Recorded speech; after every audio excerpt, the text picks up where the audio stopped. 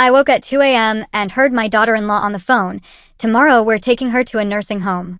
Everything's already arranged. My blood ran cold. I grabbed my bag and slipped out the back door. The next day they were desperately searching for me.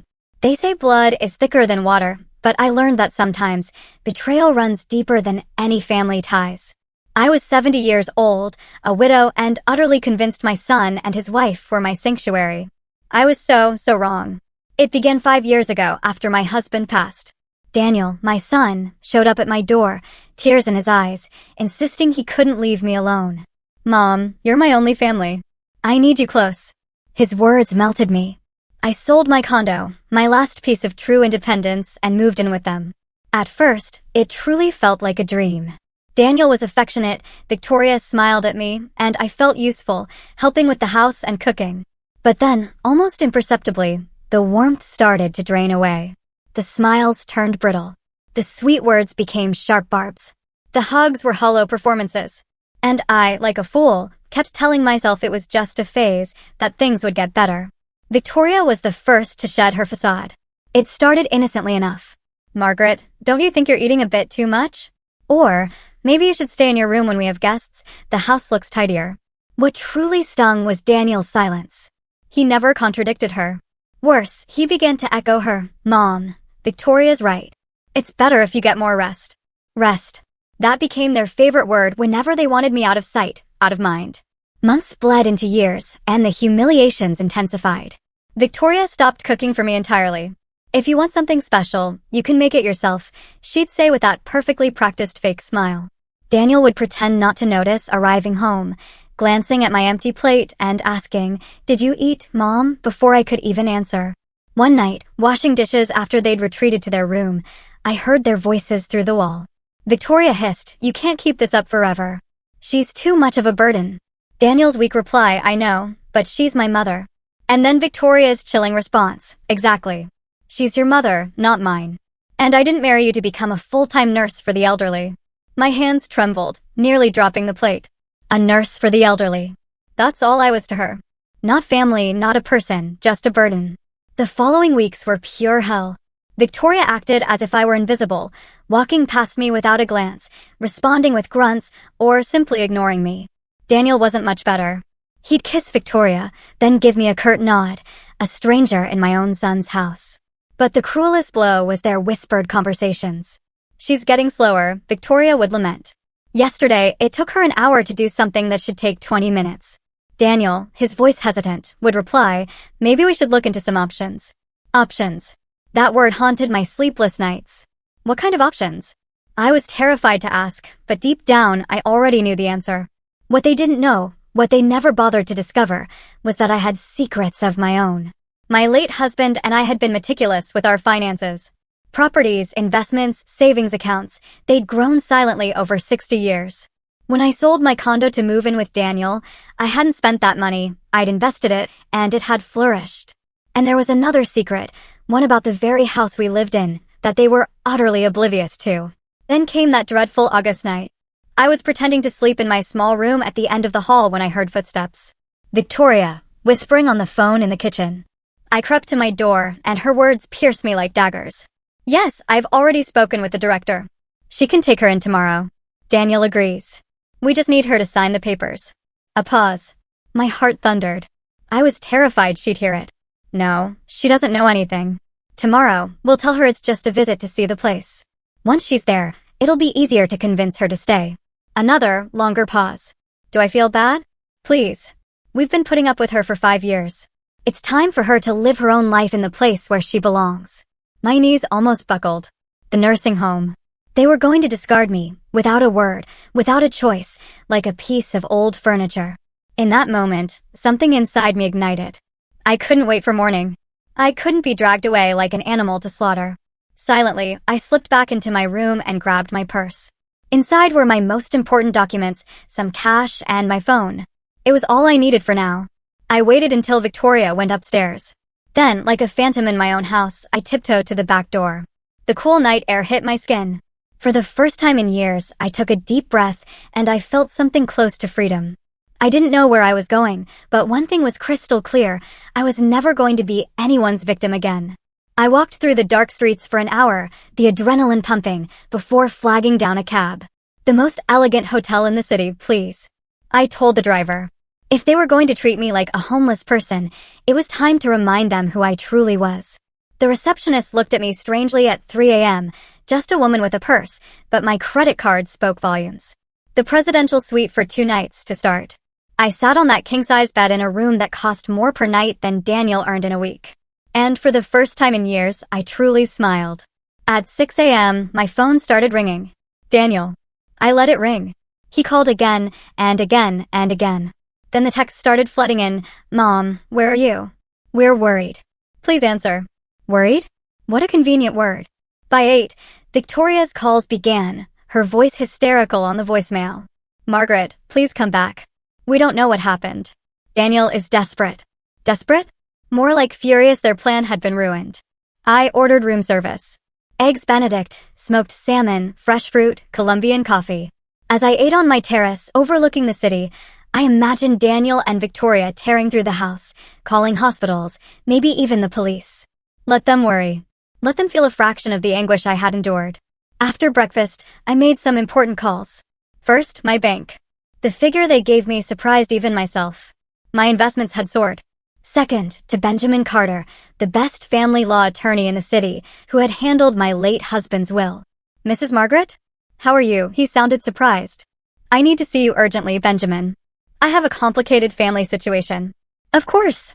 This afternoon. I'll be there. My third call was the most important. I dialed Lauren, my old friend and real estate agent. Margaret, what a surprise. How are you, dear? Lauren, I need a very special favor. Remember that property downtown, the one you said would be perfect if I ever decided to be independent again? My phone kept vibrating with Daniel and Victoria's increasingly desperate calls. They'd even found my late husband's old number. How desperate must they be when they couldn't control someone they were used to manipulating? At 2 p.m., I descended to the hotel lobby, dressed in my best pearl gray suit and elegant leather shoes. I had an appointment at the hotel's beauty salon. Manicure, pedicure, cut, and style. If I was going to war, I would do it looking impeccable. The stylist, Katie, looked at me curiously. Special occasion, ma'am? You could say that, I replied. It's the first day of the rest of my life. While Katie worked on my hair, I reflected on the last 5 years. How had I allowed myself to be treated like that? When had I stopped valuing myself? The answer was painful. From the moment I thought being a burden was better than being alone. But I wasn't alone anymore. I had money. I had resources. And most importantly, I had the truth. At 4 p.m., I arrived at Benjamin's office, high in a skyscraper overlooking the city, including Daniel's neighborhood. Margaret, you look splendid, Benjamin said, pouring me coffee. But something tells me this isn't a social visit. I told him everything. The overheard conversation, the nursing home plan, my escape. Benjamin took notes, his expression growing more serious. This is very serious, Margaret. What they planned could constitute elder abuse, especially without your consent. What are my options? Many. But first, do they know about your real financial situation? No. They have no idea. Daniel thinks I'm a poor widow living off his charity. Benjamin smiled for the first time. Then we have a considerable advantage. He explained the legal options, restraining orders, lawsuits for emotional abuse, even criminal charges. But I have a different proposal, he continued, his eyes sparkling. What if we teach them a lesson they will never forget? I'm all ears, Benjamin. We are going to show them exactly what the woman they thought they could discard is worth. But we will do it publicly, definitively, and completely legally. I left his office with a plan that would take weeks to execute, but would be worth every minute. Back at the hotel, I finally answered one of Daniel's calls. Mom, thank God. Where are you? We've been looking everywhere. Victoria is crying. We thought something terrible had happened. His voice sounded genuinely concerned. He almost convinced me. Almost. I'm fine, Daniel. I just needed to go for a walk and clear my head. A walk? It's been more than 12 hours. Where are you exactly? In a safe place. Don't worry. Mom, please come home. We can talk about whatever is bothering you. Talk. As if it were that simple. You know what, Daniel? You're right. We do need to talk, but not on the phone. In person and when I'm ready. When will that be? Soon. Very soon. I hung up before he could reply. That night, as I had lobster for dinner, overlooking the city lights, I toasted to myself, to the woman I had been, to the woman I was reclaiming, and to the woman I was becoming. Daniel and Victoria had made a fatal mistake. They had underestimated the wrong woman. The following days were a whirlwind of strategic preparation and personal rediscovery. Every morning, I woke up in that luxury suite, ordered breakfast, and worked on my battle plan. Daniel and Victoria's calls grew more desperate. Their messages evolved from concern to pleading, then to veiled threats. "Mom, this isn't funny anymore," Daniel warned. "Victoria is sick with nerves. You need to come back right now, or we will have to take more drastic measures." More drastic measures, like taking me to a nursing home by force? How predictable. But there was something they didn't know, something Benjamin had uncovered. The house where they had lived all these years, the one Daniel considered his, actually had a complicated history. When my husband died, he left that property in a trust under my name. Daniel could live there as long as I was alive and consented. Technically, legally, the house was mine. He never bothered to read the full will documents. Why would he? I was just his poor widowed mother, dependent on his generosity. On the 4th day of my disappearance, it was time for the next phase. Lauren had found the perfect apartment, a penthouse in the city's most exclusive neighborhood, fully furnished with 24-hour concierge service. "Margaret, this place is a dream," she exclaimed as we toured it. 2 bedrooms, 3 bathrooms, a terrace with a hot tub, and the most spectacular view in the city. "When can I move in?" "Whenever you want. The owner is desperate to rent it to someone reliable." I signed the lease that afternoon, 2 years, paid in advance in cash. After leaving Lauren's office, I took a taxi to the most elegant shopping mall. It was time to renew my wardrobe. For years, I had dressed like the poor widow they thought I was, worn clothes, dull colors, comfortable but unstylish shoes. That ended today. At an exclusive boutique, a saleswoman gave me that mix of professional courtesy and slight disdain reserved for customers who didn't look like they could afford the merchandise. "How can I help you, ma'am?" "I need a completely new wardrobe. Business suits, cocktail dresses, shoes, accessories, everything." Her expression changed when I pulled out my black card. 2 hours later, I walked out with 8 bags of clothes that cost more than Daniel earned in 3 months. Emerald, cherry red, gold, deep violet. I would never wear sad colors again. That night, as I packed my new acquisitions, my phone rang. An unrecognized number. "Hello, Mrs. Margaret. This is Inspector Marcus Riley from the City Police. Your son Daniel filed a missing person report. Could you confirm you are okay?" Interesting. They had escalated the drama to involve the police. "Inspector, I am perfectly fine. I am in full command of my mental faculties, and I decided to take a vacation. There is no disappearance to investigate. Could you tell me where you are exactly? Your son is very worried. I am in the city in a safe place. Inspector, I want it on record that I left that house of my own free will and that I do not wish to be contacted until I am ready." "Understood, ma'am. Anything else?" "Yes. If my son or his wife file any more false reports about me, I might consider it harassment." The silence on the other end was eloquent. The next day, I moved into the penthouse. The movers arrived at the hotel at 8 a.m. to transport my few belongings. It was strange how little I needed when truly starting over. My new home was everything Lauren had promised and more. From the terrace, the entire city lay at my feet. I poured myself a glass of red wine and toasted my new independence. But the real satisfaction came that afternoon when I finally answered one of Daniel's calls. "Mom, thank God. The police told us you're okay, but we need to see you." "Where are you exactly?" "I'm at my new home, Daniel." "Your new home? What are you talking about?" "I moved. I got my own apartment." A long silence. "With what money?" "Mom, you don't have the resources to live alone. You need to come home before you do something you'll regret." "My home? Interesting that you use that word." "What do you mean?" "Nothing, son. Just funny how words sometimes reveal more than we intend." "Mom, you're talking strangely. Victoria says maybe you need medical help. We could take you to a doctor for a checkup." There it was. The real Victoria. Victoria says that. How thoughtful of her to be concerned about my mental health. She just wants what's best for you. We all want what's best for you. Like taking me to a nursing home? The silence that followed was deafening. "What are you talking about?" "I think you know exactly what I'm talking about, Daniel." "Mom, we never what?" "Never. Plan to commit me without my consent? Never discussed how convenient it would be to get rid of the burden I represent. I don't know where you heard that, but I heard it from your wife's lips, Daniel." At 2 a.m. on the phone, arranging my fate as if I were a piece of old furniture to be discarded. Another long, tense silence. Mom, if you overheard something, it was out of context. Out of context? We're taking her to the nursing home tomorrow. It's all arranged. What context could possibly make those words mean something different? We were just exploring options. Without consulting me, we thought it would be for the best. You thought it would be more convenient for you. It's not like that. Then explain it to me, Daniel. Explain how planning to commit your mother without her knowledge is an act of love. He couldn't. There was no explanation. I want to see you, he finally said. We need to talk in person. I agree. But it will be when I decide, where I decide, and on my terms. When? Soon, son. Very soon. And when we do see each other, you're going to discover a few things about your poor widowed mother that are going to surprise you very much. I hung up before he could respond. That night, as I had dinner on my terrace under the stars, I called Benjamin. How's our project coming along? Better than expected, Margaret. I have some very interesting information about Daniel and Victoria's finances. Apparently, they've been living beyond their means for years. How far beyond? Credit card debt, personal loans, a late mortgage. They've been using your presence in the house to justify expenses they can't afford. Interesting.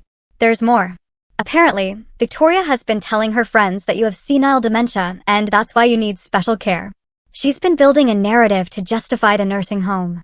My blood boiled. Do you have proof of that? I'm gathering it, Margaret. When we're done, they are going to regret ever messing with you. I hung up with a smile. Daniel and Victoria had no idea what was coming.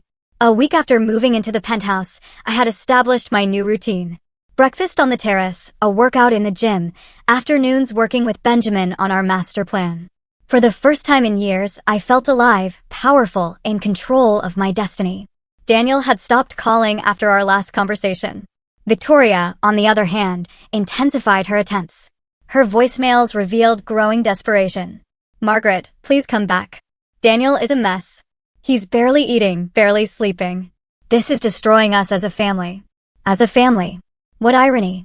Margaret, I know you're angry, but running away doesn't solve anything. We're adults. We can talk like civilized people. Civilized people. Like when they plan to commit me without my consent. But the message that truly caught my attention arrived on a Thursday night. Margaret, I need to be honest with you. Daniel is considering reporting you as mentally incompetent. He says your behavior proves you can't make rational decisions. Please come back before this gets out of control. There it was, the Real Victoria, a veiled threat wrapped in false concern. I forwarded the message to Benjamin immediately. Perfect, he said when I called him. This is exactly what we needed. They're digging their own grave. How so?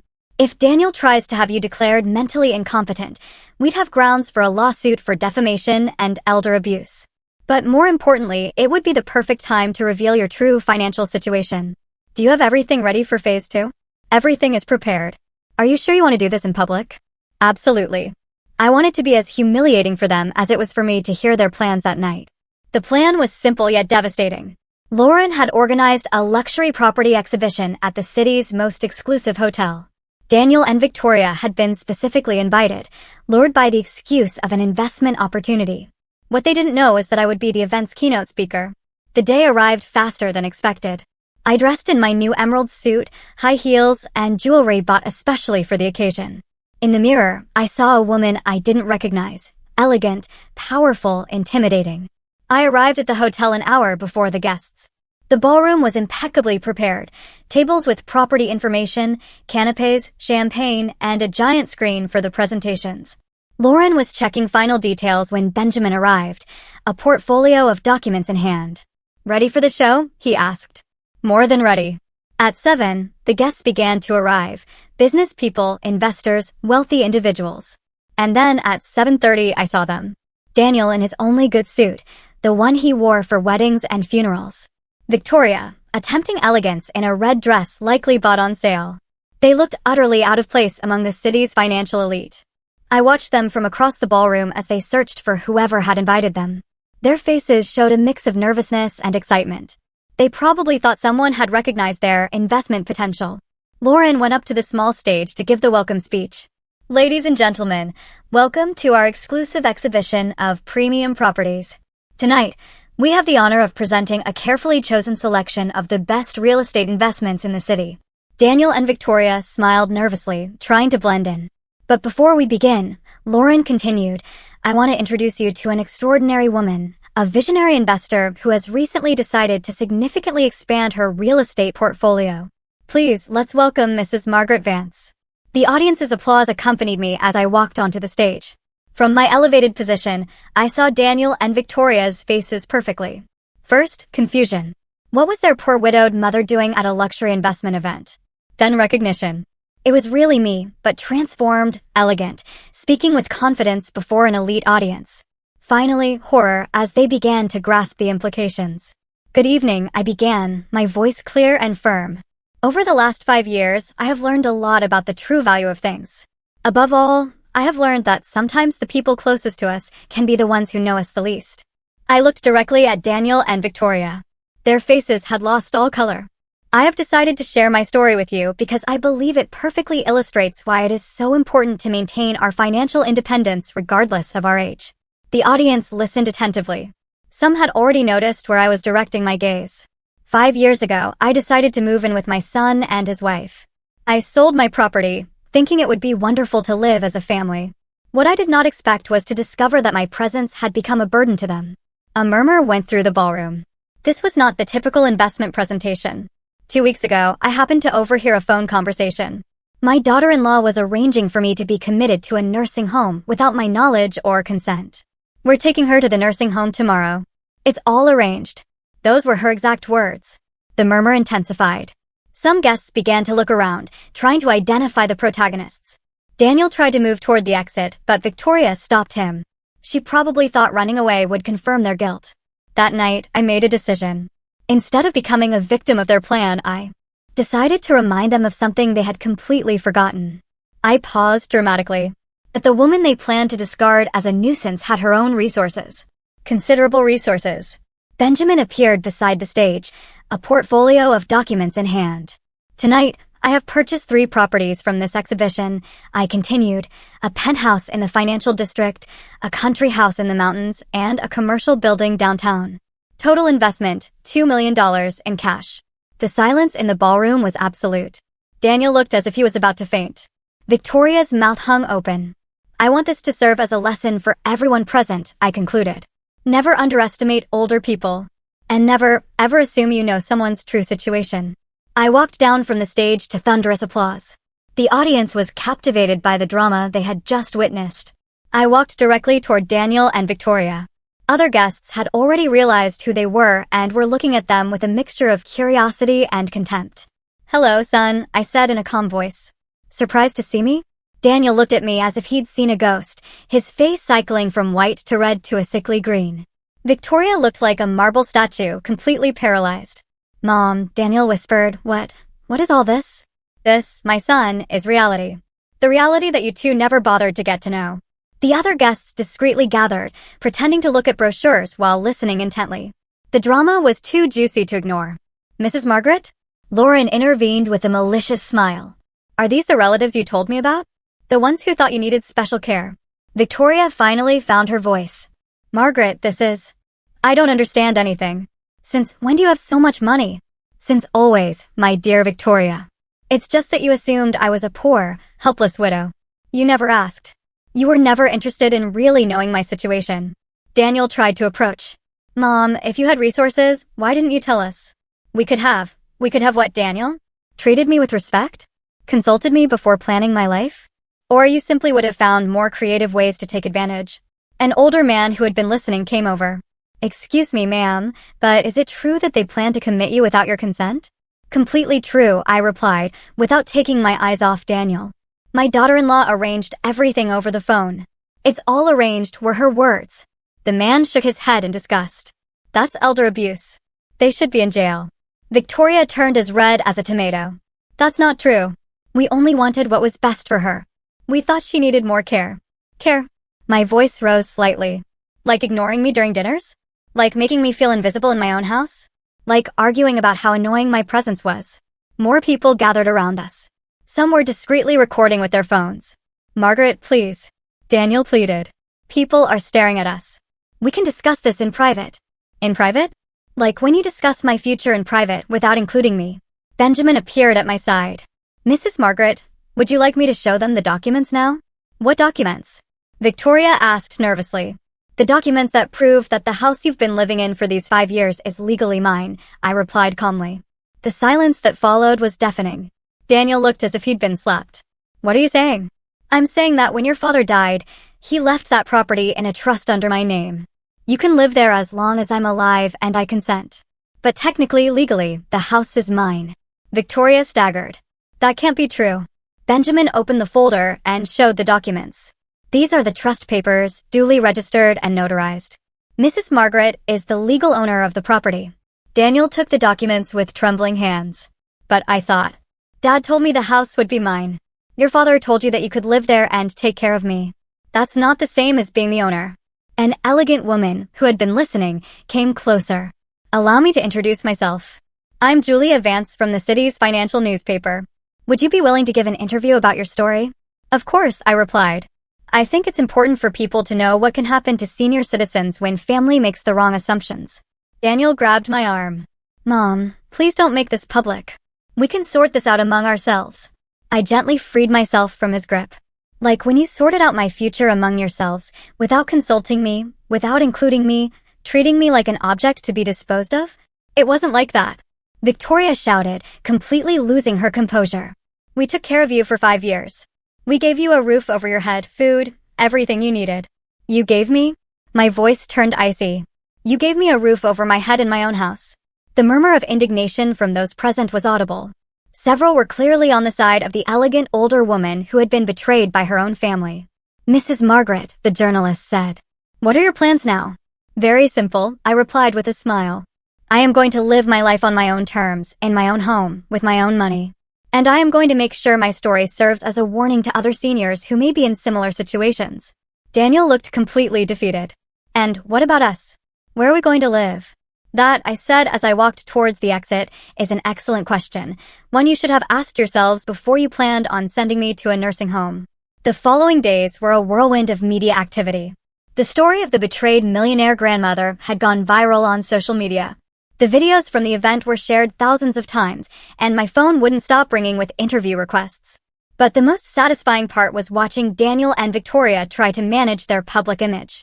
Victoria created an Instagram account where she tearfully tried to tell her side of the story. People don't understand, she whimpered in her videos. We love Margaret like family. We only wanted what was best for her. Modern nursing homes are beautiful places where seniors can socialize and receive professional care. Her followers didn't believe a word of it. The comments were ruthless. Without consulting her? At 2 a.m.? That's not love, it's abuse. And why didn't you know she had money? Weren't you interested in actually getting to know the woman you lived with? My grandmother always says, the family that betrays you once will betray you always. Daniel opted for a different strategy. He called me directly, leaving increasingly desperate messages. Mom, this is getting out of control. Victoria is getting threats online. People recognize us on the street and insult us. Please say something publicly to calm things down. Calm things down? After 5 years of humiliation, they wanted me to defend them?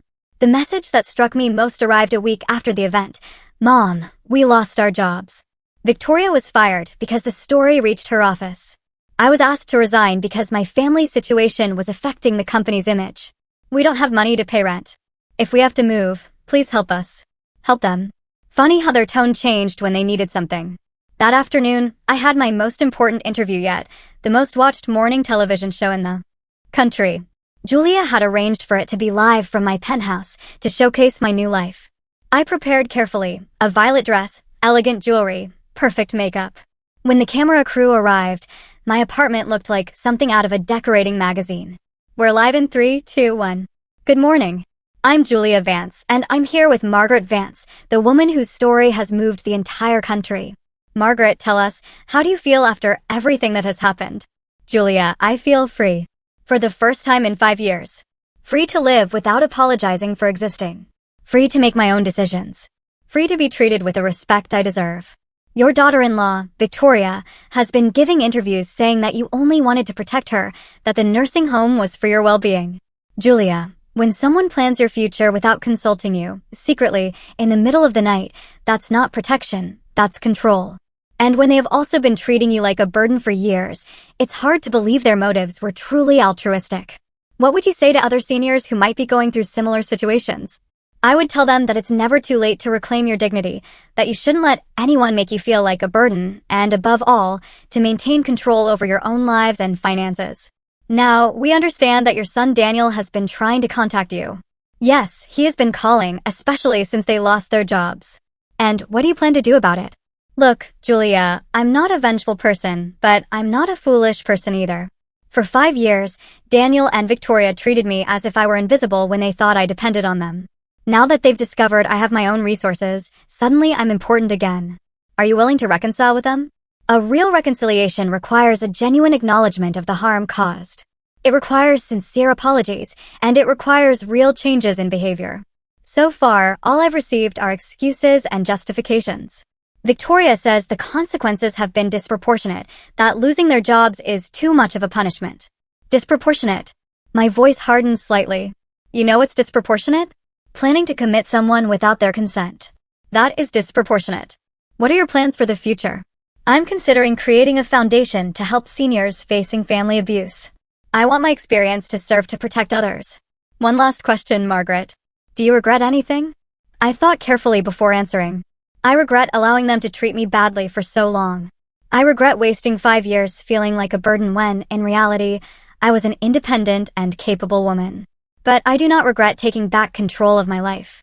When the interview ended, my phone exploded with messages. Hundreds of people sharing their own stories, thanking me for speaking out, offering support. But the message that caught my attention most came from an unknown number. Mrs. Margaret, this is Stephen Clark, an investigative journalist. I have information about your son's finances that I think you would be interested in knowing. Could we talk? I smiled as I dialed the number. Daniel and Victoria hadn't seen anything yet. The meeting with Stephen was revealing in ways I hadn't expected. He arrived at my penthouse with a folder full of documents and a serious expression that immediately put me on alert. Mrs. Margaret, after your television interview, I decided to investigate your family situation more deeply. What I found is disturbing. He sat across from me and opened the folder. For the last 5 years, Daniel and Victoria have been using your presence in the house to obtain credits and loans they couldn't have gotten otherwise. What do you mean exactly? They submitted documents declaring you as a financially dependent person with mental health issues. This allowed them to access government assistance programs, tax deductions for elder care, and preferential loans. My blood ran cold. They financially benefited from pretending I had mental problems? Exactly. Here are the tax returns for the last 3 years. They received deductions for medical expenses that never existed, subsidies for elder care they never really provided, and several loans they justified by saying they needed the money for your care expenses. I reviewed the documents in disbelief. There were fake medical bills, receipts for medications I had never taken, even reports from a psychiatrist who was supposedly treating me for senile dementia. How did you get all this? I have contacts in various institutions. When a story like yours becomes public, sometimes people who were previously silent decide to speak up. Stephen pulled out more papers. But there's something more serious. Victoria has been running a blog for 2 years where she documents her heroic struggle caring for her mother-in-law with dementia. He showed me printouts of the blog. The title was Living with Margaret, a devoted daughter-in-law's diary. I read some entries with growing horror. Today, Margaret had another episode. She couldn't remember where she put her medicine and blamed me for hiding it. It's so hard to stay patient when the illness makes her so aggressive. Daniel is exhausted. Working all day and then coming home to deal with his mother's mood swings is wearing him down. But we carry on out of love. The doctors say Margaret's condition is only going to get worse. We're considering professional care options. It's heartbreaking, but perhaps it's for the best for everyone. Is all of this made up? I asked, though I already knew the answer. Completely fabricated. But here's the interesting part. The blog has generated income. It has sponsors, affiliate links, even a donation account to help with Margaret's medical expenses. How much money have they made from this? Approximately $15,000 over the last 2 years. I was speechless. They hadn't just planned to get rid of me.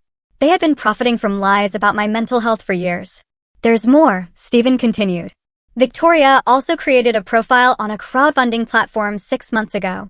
They were raising money to renovate the house and make it safer for a person with dementia. How much did they raise? $8,000 so far. It was too much.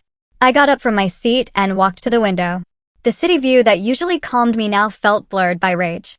What can I do legally with this information? A lot. Fraud, swindling, misappropriation, defamation. We could build a solid case that could result in criminal charges. My phone rang at that moment. It was Daniel, probably calling for the 15th time that week. This time, I decided to answer. Yes, Mom.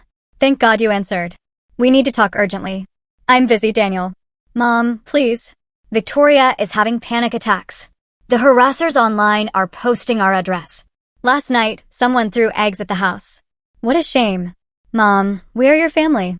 You can't be okay with this happening to us. My family? The family that diagnosed me with senile dementia without my knowledge to obtain financial benefits. A long silence. What are you talking about? I'm talking about Victoria's blog. I'm talking about the false tax returns. I'm talking about the loans you got by lying about my mental condition. Mom, I don't know anything about that. You don't know anything about the blog Living with Margaret, where your wife documents my supposed dementia episodes? You don't know anything about the donations you've been receiving for my medical care? You don't know anything about the fake medical bills you submitted to get tax deductions? This time, the silence was deafening.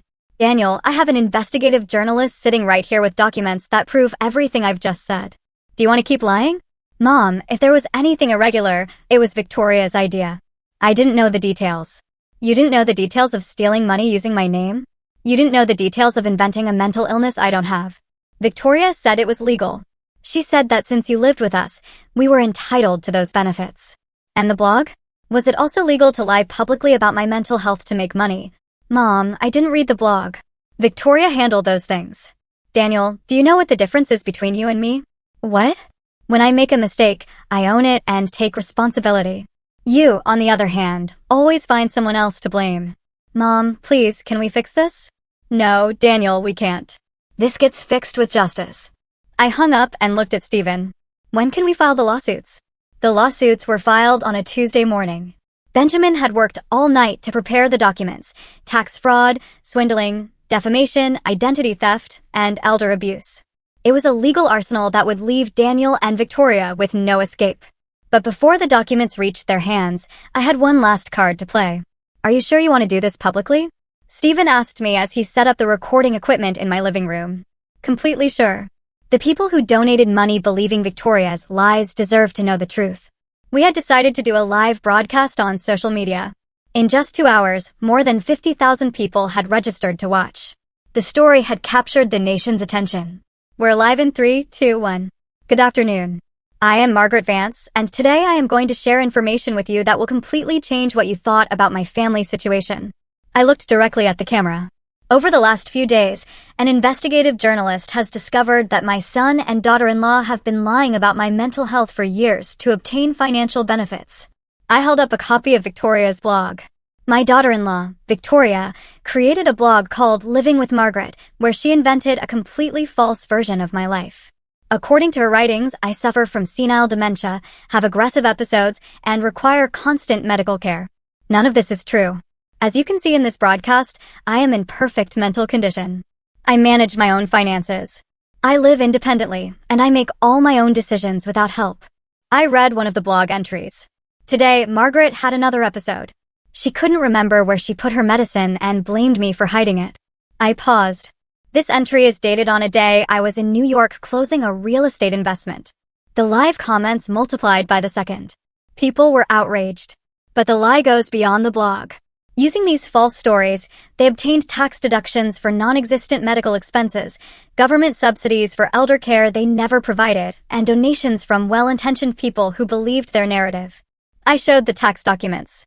In total, they have obtained approximately $25,000 by lying about my mental condition. My phone started ringing insistently. It was Daniel, probably watching the broadcast in a panic. I see my son is trying to call me right now, I said, showing the phone to the camera. Probably to ask me to stop this broadcast. I decided to answer and put it on speaker. Mom, please stop that broadcast. You're destroying our lives. Hello, Daniel. I'm live with 50,000 people.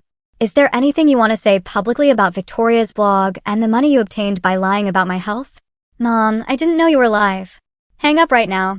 Why should I hang up? Are you afraid of people hearing your side of the story? This is all Victoria's fault. I didn't know anything about the blog. She handled those things. The comments exploded. People couldn't believe he was blaming his wife live on air. Daniel, so you admit that Victoria lied about my mental condition? I don't know what to admit. Just stop the broadcast. Do you admit that you received money under false pretenses? Mom, please. It's a simple question, Daniel. Yes or no? A long silence. Then we heard Victoria's voice shouting in the background. Hang up. Don't say anything else. Is that Victoria? I asked. Does she want to join the conversation? I'm sure the 50,000 people watching us would have some interesting questions for her. No, Victoria screamed. Daniel, hang up now. Victoria, I said, raising my voice. Could you explain to the audience why you invented stories about my dementia? Could you explain how you justify the money you earned with those lies? You have no right to ruin our lives like this. Victoria shouted, grabbing the phone. I have no right after you ruined mine for 5 years? We took care of you. We gave you a home. Victoria, I'm reading your blog live. It says here I had a violent episode on March 15th. Could you explain what happened that day? That was because. It turns out on that day I was in Miami visiting my investment broker. I have receipts, photos, witnesses. Those details don't matter. They don't matter? Lying about someone's mental health doesn't matter. You abandoned us. You disappeared in the night like a thief. Victoria, I left because I overheard your phone conversation, planning to commit me to a nursing home without my consent. It was for the best. The best for me, or the most convenient for you. The call was abruptly cut off. The comments went wild. People were virtually applauding, sharing the broadcast, expressing their support. As you can see, I continued calmly. It's hard to maintain lies when you're confronted with real evidence. This broadcast isn't just about my personal story. It's about something much bigger, the systematic abuse of senior citizens by family members who take advantage of their perceived vulnerability. Tomorrow, my lawyers will file formal lawsuits against Daniel and Victoria for fraud, swindling, and defamation. All the money they obtained fraudulently will be returned to the corresponding institutions and to the people who donated believing their lies. But more important than legal justice is moral justice. I want my story to serve as a warning. Never let anyone take away your dignity, no matter how old you are or how vulnerable you may seem. Thank you for joining me today. I will keep you informed about the progress of the legal case. I ended the broadcast with over 80,000 viewers. My phone immediately exploded with messages of support, interview offers, and contacts from other seniors sharing their own stories. But the message that satisfied me most came an hour later. It was from the crowdfunding platform, informing me that they had closed Victoria's account and frozen the funds pending distribution. Justice was finally beginning. 6 months later, I was sitting on the terrace of my penthouse, enjoying my morning coffee while reading the day's news. The front page of the local newspaper had a headline that made me smile. Couple sentenced to prison for fraud against a senior citizen. Daniel had received 2 years in prison. Victoria, as the mastermind of the scheme, had received 3.5 years. In addition, they would have to pay a $50,000 fine and perform community service in nursing homes once they completed their sentences. Justice had been complete and satisfying. But the most rewarding part was not their punishment, but what I had built with my freedom. The Margaret Vance Foundation for the Protection of Seniors had already helped over 200 people in situations similar to mine. We had established a helpline, free legal services, and a financial education program for older adults. My story had inspired changes in state legislation on elder abuse. It was now more difficult for family members to obtain fraudulent benefits, and there were stronger protections for vulnerable seniors. But perhaps most importantly, I had rediscovered myself. At 71, I had learned to dance salsa, taken painting classes, and traveled to places I had only dreamed of visiting. I had an active social life, true friends, and a renewed purpose. My phone rang, interrupting my thoughts. It was Lauren, my real estate agent, who had become one of my best friends. Margaret, did you see the news? I just read about the sentencing. Perfect. No, not that. Did you see that Victoria tried to sell her story to a television production company? I laughed. Seriously? What story? The one about how she defrauded her mother-in-law and ended up in prison. Apparently, she wanted to make a series about the dark side of social media and how internet justice destroyed her life. The nerve. And what happened? The production company rejected the proposal after investigating the facts. Turns out they prefer stories with more sympathetic protagonists. That afternoon, I had an important meeting. I had decided to write a book about my experience, and my editor was coming to discuss the final details of the contract. "Margaret," she said as we reviewed the manuscript, "your story is powerful because it's real. There's no fictional revenge or magical justice. It's simply a woman who decided not to be a victim." That was exactly the message I wanted to convey. Have you thought about making any contact with Daniel now that he's in prison? I've thought about it, I admit it. But I've decided I have nothing to say to him until he shows real change. Empty apologies don't rebuild broken trust. And if he wanted to make amends when he gets out, he would have to start by fully acknowledging what he did, without excuses, without blaming Victoria. He would have to show that he understands the harm he caused, and he would have to accept that the relationship would never be the same. That evening, as I prepared dinner in my gourmet kitchen, I reflected on the journey I had taken. The woman who had escaped through the back door that morning had been a frightened victim. The woman cooking now was an empowered survivor. My story had proven something that many people forget. It is never too late to reclaim your life. I had learned that kindness does not mean being a doormat, that family love does not justify abuse, that age is not synonymous with vulnerability, and that sometimes the best revenge is simply to live well.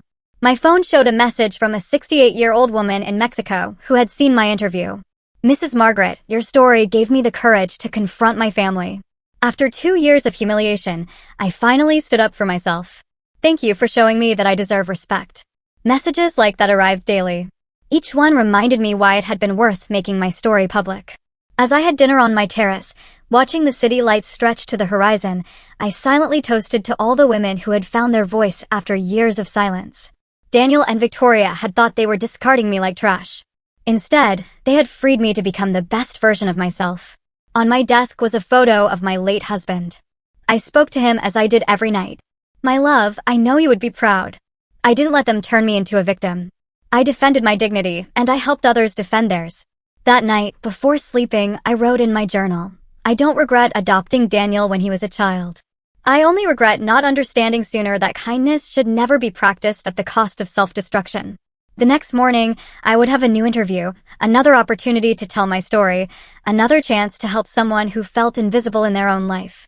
Because in the end, I had discovered that my true purpose was not to be the perfect mother or the accommodating mother-in-law. My purpose was to simply be Margaret, a whole, independent, and free woman.